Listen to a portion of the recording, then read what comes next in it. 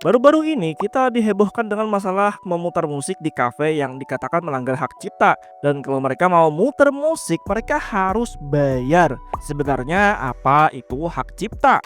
Halo semuanya, bersama Aruru Onigiri di seputar otaku, mari kita bahas.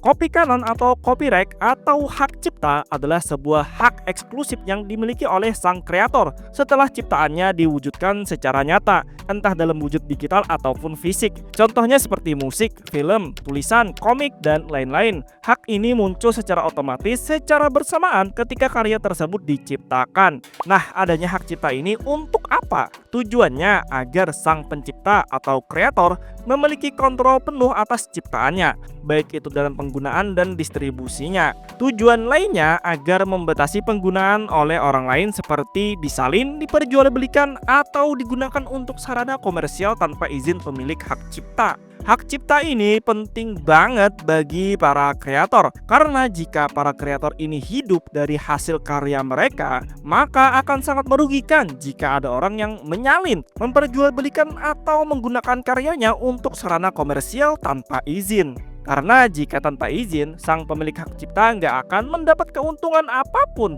Ingat ya, kalau tanpa izin, kalau pemegang hak cipta mengizinkan karyanya digunakan tanpa harus izin dulu darinya, maka ya nggak apa-apa juga, nggak perlu khawatir.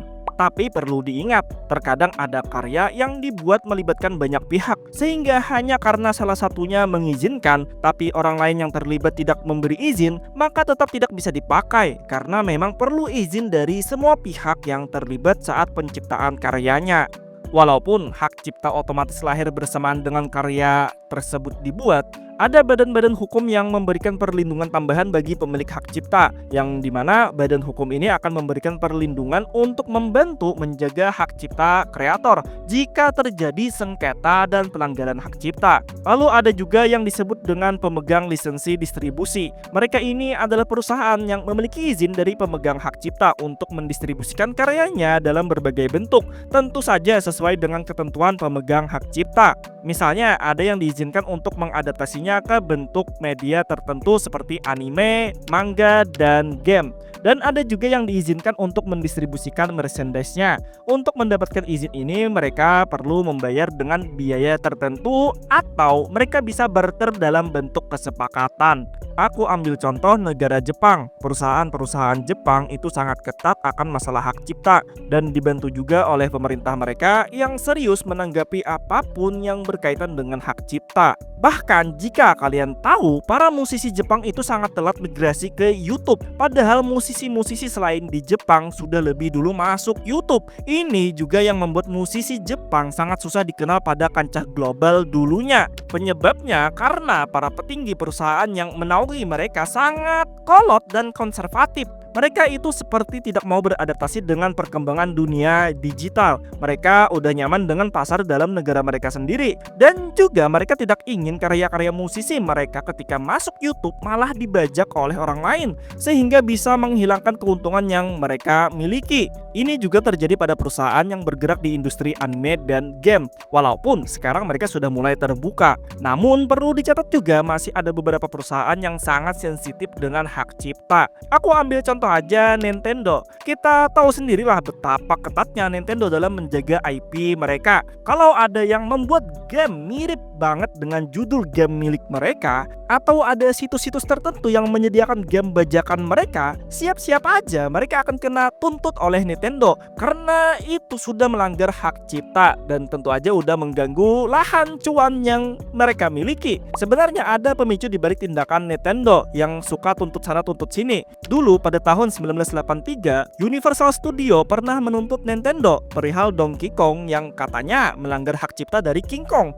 Walaupun tuntutan ini dimenangkan Nintendo, tapi ini juga yang menjadi pemicu Nintendo untuk tidak membiarkan perlindungan hak cipta mereka kendor. Jika pemegang hak cipta bertindak fasib, akan ada kemungkinan mereka akan diremehkan dan karya mereka akan disalahgunakan tanpa izin. Pemegang hak cipta juga tidak mendapat apapun. Itulah kenapa Nintendo ingin memperlihatkan pada dunia kalau mereka sangat melindungi aset yang mereka miliki. Walaupun sekarang agak gimana gitu kelakuan Nintendo. Kalau kalian ingat dulu pernah ada kejadian di mana seorang pembuat kue di Jepang ditangkap polisi karena menjual kue dengan dekorasi karakter Demon Slayer. Dia ditangkap karena dekorasinya benar-benar mirip dengan adegan atau karakter dari anime Demon Slayer, dan itu telah masuk ke pelanggaran hak cipta, sehingga polisi Jepang langsung sigap untuk mengatasi permasalahan biar tidak semakin parah. Jadi bang, gambar anime yang telah dipublish itu nggak boleh dijual ya? Jawabannya iya, gambar karakter anime dari judul yang telah dipublish itu nggak boleh dijual walaupun kalian menggambarnya sendiri dalam bentuk apapun.